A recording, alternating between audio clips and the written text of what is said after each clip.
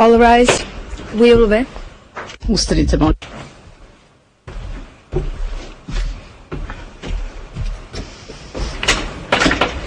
The International Criminal Tribunal for the former Yugoslavia. Međunarodni krivični sud za bivšu Jugoslaviju zaseda. National Police Yugoslavie est ouverte.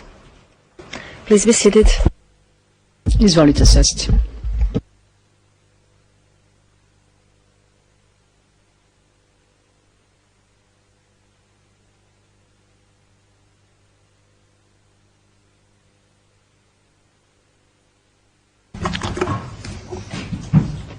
Madame le greffier, appelez le numéro de l'affaire, s'il vous plaît. Predsjedavajući sudija, molim sekretara da najavi predmet. Sekretar, dobar dan, časni sude. Predmet IT 03-67T, tužilac protiv Vojislava Šešelja. Predsjedavajući sudija, zahvaljujem se sekretaru. Danas, u utorak 15. aprila 2008. godine, pozdravljam predstavnike tužilaštva gospodina Šešelja kao i sve osobe koje nam pomažu u radu. Vrlo kratko, s obzirom da očekujemo jednog svedoka, želeo bih da se pozabavim sa dva pitanja administrativne prirode. Što se prvog tiče, obraćam se gospodinu Šešelju.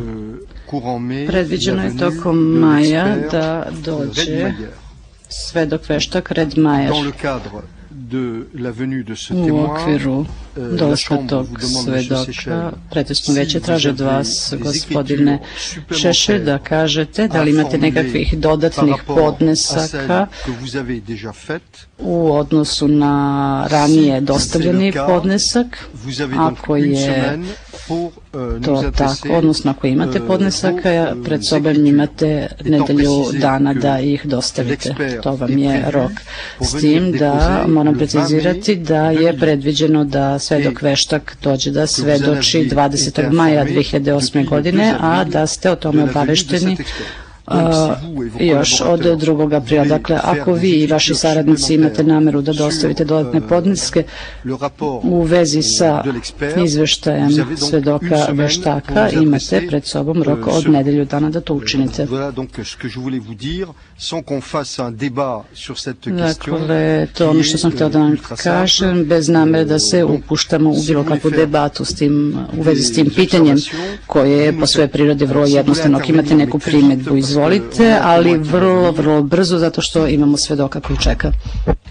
Koliko se ja sećam, gospodine predsjedavajući, ja sam blagovremeno poslao podnesak gde sam najavio da osporavam i stručnost veštaka i njegov ekspertski izveštaj. Ja mislim da nema potrebe da nešto novo podnosi. Très bien. U redu, vrlo dobro, prijemna znanja ovo što ste rekli. Druga stvar koju sam želeo da spomenem vrlo kratko, tužilac je pripremio 600 registratora po pravilu 68. Ti registratori se nalaze na raspolaganju gospodinu Šešelju. No, zamenik upravnika pritvorske jedinice nas je obavestio da bi te registratore mogli poslati tek nakon 20. aprila zbog toga što su u toku neki radovi. Dakle, gospodine Mandis, 22. aprila treba da te registratore ukrcate u kamion i da ih pošaljete gospodinu Šešelju. Je li to u redu?